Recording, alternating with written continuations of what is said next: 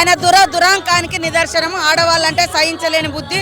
మొదటి గవర్నమెంట్లో కూడా వాళ్ళు మంత్రులు ఇయ్యలేదు, ప్రజలందరూ అసహించుకున్నాక ఇచ్చిర్రు.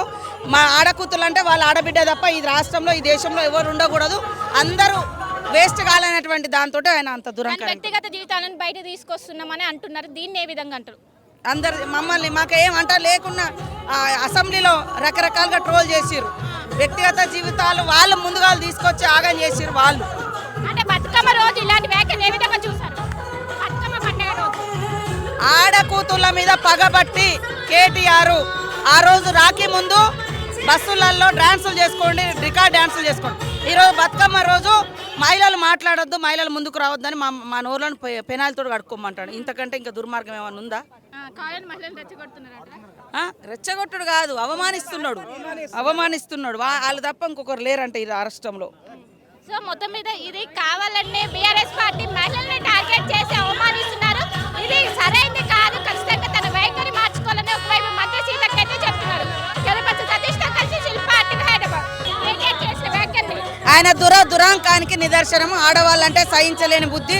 మొదటి గవర్నమెంట్లో కూడా వాళ్ళు మంత్రులు ఇయ్యలేదు, ప్రజలందరూ అసహించుకున్నాక ఇచ్చిర్రు. మా ఆడకూతులు అంటే వాళ్ళ ఆడబిడ్డ తప్ప ఈ రాష్ట్రంలో ఈ దేశంలో ఎవరు ఉండకూడదు, అందరూ వేస్ట్ కాలనేటువంటి దాంతో ఆయన అంత దురాంకారం. వ్యక్తిగత జీవితాలను బయట తీసుకొస్తున్నామని అంటున్నారు, దీన్ని ఏ విధంగా అంటారు? అందరు మమ్మల్ని మాకేం అంట లేకున్నా అసెంబ్లీలో రకరకాలుగా ట్రోల్ చేసిర్రు. వ్యక్తిగత జీవితాలు వాళ్ళు ముందుగా తీసుకొచ్చి ఆగం చేసిర్రు. వాళ్ళు అంటే బతుకమ్మ రోజు ఇలాంటి వ్యాఖ్యలు ఏ విధంగా చూసారు? బతుకమ్మ పండుగ రోజు ఆడకూతుళ్ళ మీద పగబట్టి కేటీఆర్ ఆ రోజు రాఖీ ముందు బస్సులలో డాన్సులు చేసుకోండి, రికార్డ్ డాన్సులు చేసుకోండి.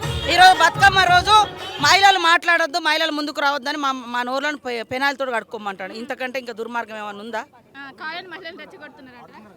రెచ్చగొట్టుడు కాదు, అవమానిస్తున్నాడు. వాళ్ళు తప్ప ఇంకొకరు లేరంటే ఈ రాష్ట్రంలో.